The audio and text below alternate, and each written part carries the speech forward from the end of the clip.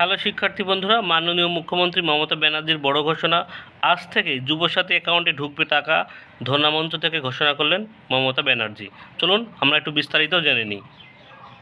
বলা হচ্ছে চলতি মাস থেকেই যুবসাথীর ভাতা যাবে প্রাপকদের অ্যাকাউন্টে। 7ই মার্চ মেট্রো চ্যানেল ধর্নামঞ্চ থেকে মমতা বন্দ্যোপাধ্যায় ঘোষণা করলেন, আজ থেকে যুবসাথীর টাকা যাবে। দেখেন লেখা আছে, বলছে আজ থেকে যুবসাথীর টাকা যাবে। তিনি জানিয়েছেন আগে ঠিক করা হয়েছিল 1 এপ্রিল থেকে অ্যাকাউন্টে টাকা যাবে, কিন্তু তার আগেই দেওয়া হলো টাকা।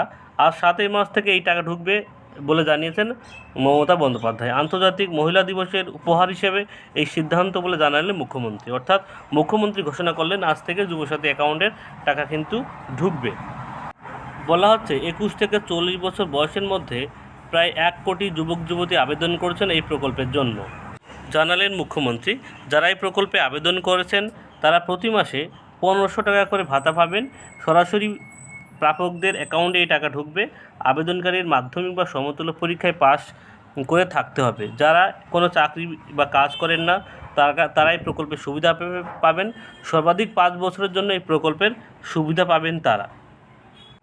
রাজ্য সরকার কোনো প্রকল্পে যারা পেয়ে থাকেন তারা এই প্রকল্পের সুবিধা পাবেন না। অর্থাৎ যদি আপনি রাজ্য সরকার কোনো প্রকল্পে পেয়ে থাকেন তাহলে কিন্তু এই প্রকল্পের সুবিধা আপনি পাবেন না বলা হচ্ছে। তবে কোনো স্কলারশিপ, শিক্ষাশ্রী, কন্যাশ্রী, রূপশ্রী পেয়ে থাকলে এই প্রকল্পের সুবিধা পাওয়া যাবে। অর্থাৎ আপনি শিক্ষা সংক্রান্ত যে কোনো স্কলারশিপ আপনি পেলে এই প্রকল্পে পাবেন। এদিন মুখ্যমন্ত্রী মমতা বন্দ্যোপাধ্যায় জানালেন, যেহেতু এই সাহায্য পড়াশোনার জন্য দেওয়া হয়, তাই টাকা নিয়ে পড়ুয়ারা পড়াশোনা করেন, সেই কারণে এই ভাতা পেলে যুবসাথীর জন্য তারা যোগ্য বলে বিবেচিত হবেন। ঠিক আছে, অর্থাৎ আপনি যে কোনো স্কলারশিপ পেলেই কিন্তু আপনি ভাতা পাবেন, তাতে কোনো সমস্যা হবে না।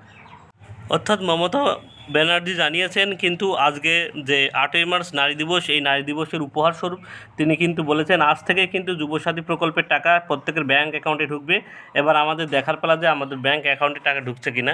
আপনারা প্রত্যেকে আপনাদের ব্যাঙ্ক অ্যাকাউন্ট চেক করা শুরু করুন, কারণ যেহেতু মুখ্যমন্ত্রী মমতা ব্যানার্জি বলেছেন যে আজ থেকেই আপনাদের যুবসাথী প্রকল্পের টাকা ঢুকবে, সেহেতু আজ থেকেই কিন্তু আপনাদের ব্যাঙ্ক অ্যাকাউন্ট আপনারা চেক করতে শুরু করুন যে আপনার ব্যাঙ্ক অ্যাকাউন্টে টাকা ঢুকছে কিনা।